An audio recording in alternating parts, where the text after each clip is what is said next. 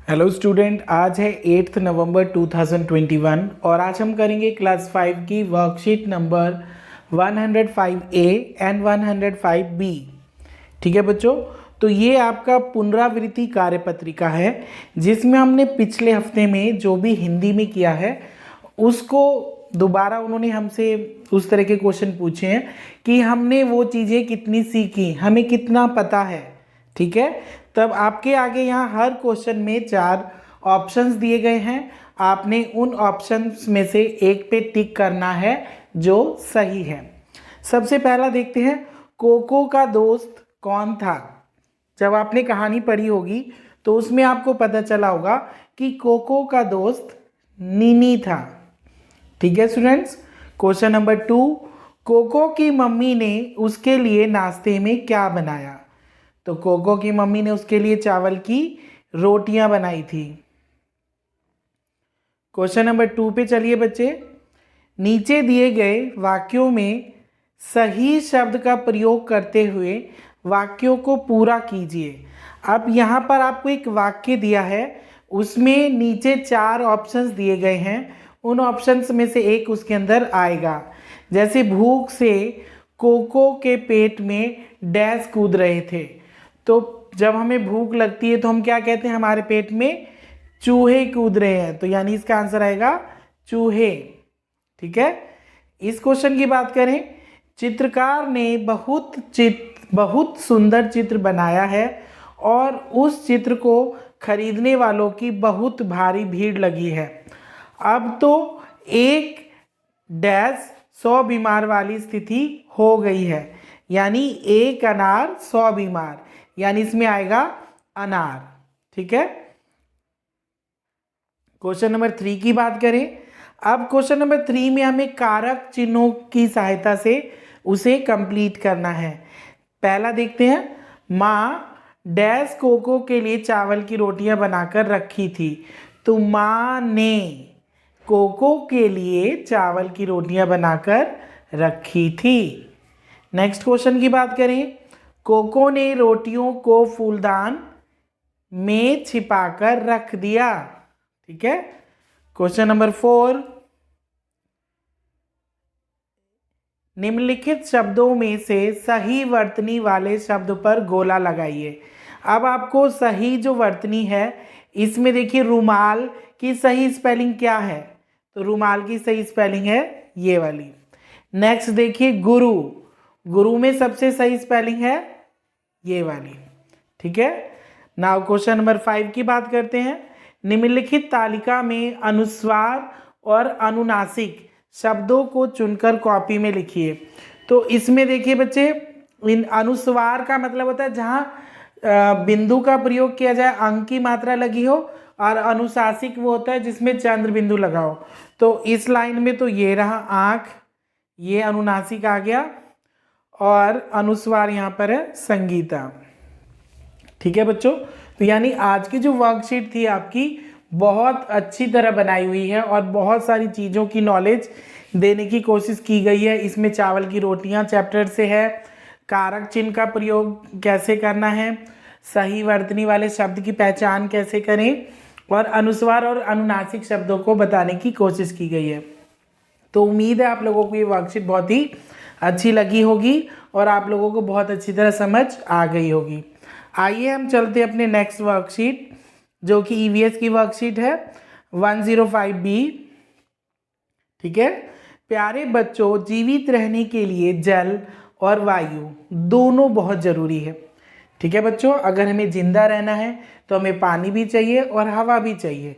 लेकिन ज़रा सोचिए, अगर ये वायु ही दूषित हो जाए तो क्या होगा। कारखानों से निकलने वाला धुआं, वाहनों से निकलने वाला धुआं, ईंधन के इस्तेमाल से निकलने वाला धुआं आदि कारक हमारी वायु को प्रदूषित कर रहे हैं। प्यारे बच्चों, आज की कार्यपत्रिका में हम वायु प्रदूषण के बारे में जानेंगे। तो बच्चों, वायु प्रदूषण होता क्या है? क्या आपको पता है कि वायु प्रदूषण किसे कहते हैं? वायु प्रदूषण का मतलब होता है कि जो हवा का गंदा होना। तो हवा बहुत तरीकों से गंदा हो रही है, जैसे कारखाने की चिमनी से निकलता है धुआं, गाड़ियों से निकलने वाला धुआं, हम जो लकड़ी सर्दियों में जला के हाथ सेकते हैं उससे धुआं, भट्टी में जो कोयला जलता है उससे धुआं, है ना। तो बहुत सारी तरीके हैं जिससे कि हमारी हवा गंदी होती जा रही है। और जब हवा गंदी होती है, प्रदूषित हो जाती है, तो हमें सांस लेने से संबंधित बहुत सारी बीमारियां हो जाती हैं। ठीक है बच्चों, अब आपको नीचे ये देखिए, प्यारे बच्चों, क्या आपने कब सोचा है कि वायु प्रदूषण के क्या कारण हो सकते हैं? संकेत बॉक्स की सहायता से चित्रों में दर्शाए गए वायु प्रदूषण के कारणों के नाम लिखिए और वायु प्रदूषण से होने वाली किन्हीं 3 कुप्रभाव अपनी कॉपी में लिखिए। ठीक है बच्चों, हाँ जी। अब ये देखिए, आपको कुछ चित्र दिए गए हैं और नीचे इन्होंने हिंट में एक बॉक्स दे रखा है। आपने ये पहचानना है कि इनमें से कौन सा चित्र है। सबसे पहला देखिए क्या है बच्चे, सबसे पहले में हम कीटनाशक का इस्तेमाल कर रहे हैं, तो ये फर्स्ट में आ जाएगा। सेकंड देखिए क्या है, आग लगना, सॉरी ये तो जंगल में आग लगना है। एंड सेकंड है ज्वालामुखी, तो वो है, चलो हम आगे देखते हैं। थर्ड देखिए, थर्ड है जंगल में आग लगना, तो ये रहा बच्चे, जंगल में आग लगना, तो ये तीसरे में आ जाएगा। नेक्स्ट देखिए क्या है बच्चे, पटाखे वाले हैं ना का, ये रहा पटाखे जलाना, तो ये आ जाएगा फोर्थ में। नेक्स्ट देखिए क्या हो रहा है, पेड़ काटना, ये 5वें नंबर पे आ जाएगा। ठीक है, एंड ये है ज्वालामुखी, 6ठे नंबर पे ज्वालामुखी है। और 7वें नंबर पे है वाहन। ठीक है, और सेकंड नंबर पे ये वाला था कूड़ा जलाना। ठीक है बच्चों, हाँ जी। और लास्ट है ये कारखाने और फैक्ट्री से निकलने वाला धुआं। तो आपने चित्र को देखकर उससे संबंधित उनके आंसर बताने की वहाँ पर क्या है।